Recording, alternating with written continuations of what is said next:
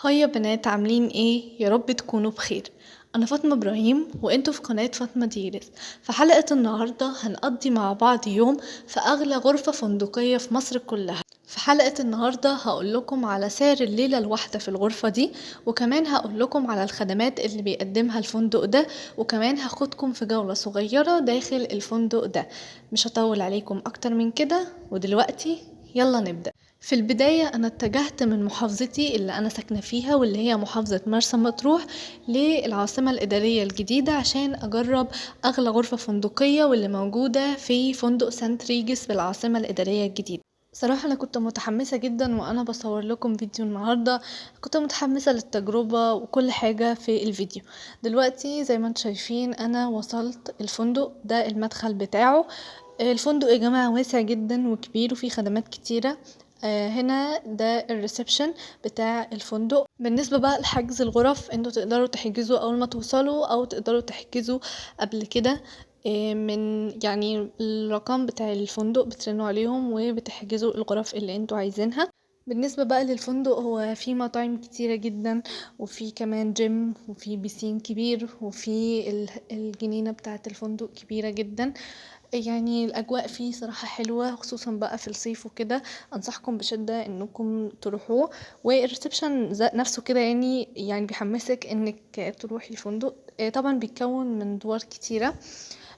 I think 3 تقريبا، بس هو على مساحة كبيرة قوي يعني الفندق وكده.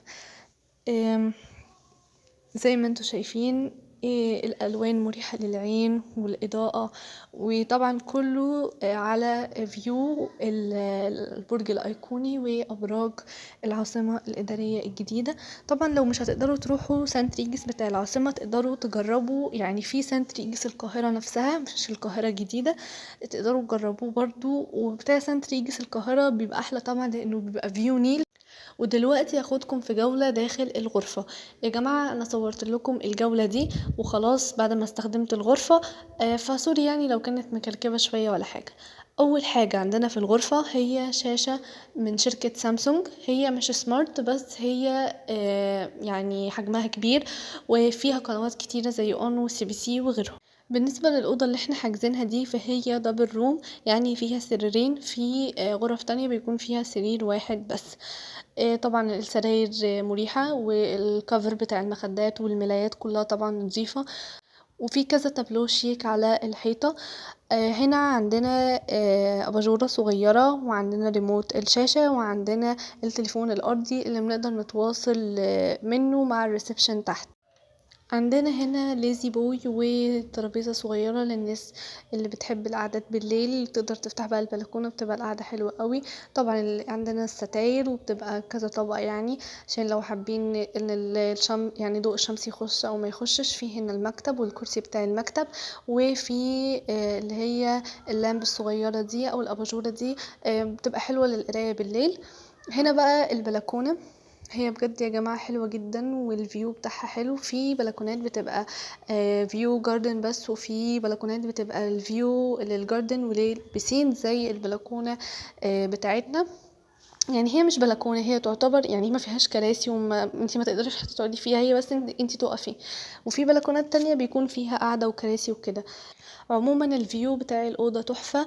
وعندنا هنا لوحة التحكم دي اللي بنقدر نتحكم منها في درجة الحرارة بتاعة الغرفة، لأن طبعا الفندق كله مكيف. وعندنا هنا السجاد بتاع الأوضة نظيف، الأوضة كلها نظيفة، والديكوريشن والألوان المستخدمة في الأوضة مريحة للعين جدا. هنا عندنا الجزء ده فيه هنا تلاجة صغيرة، اللي هي تلاجة المشروبات. يعني ساعات بيبقى هم حاطين لكم فيهم ويلكم درينك، وساعات لأ.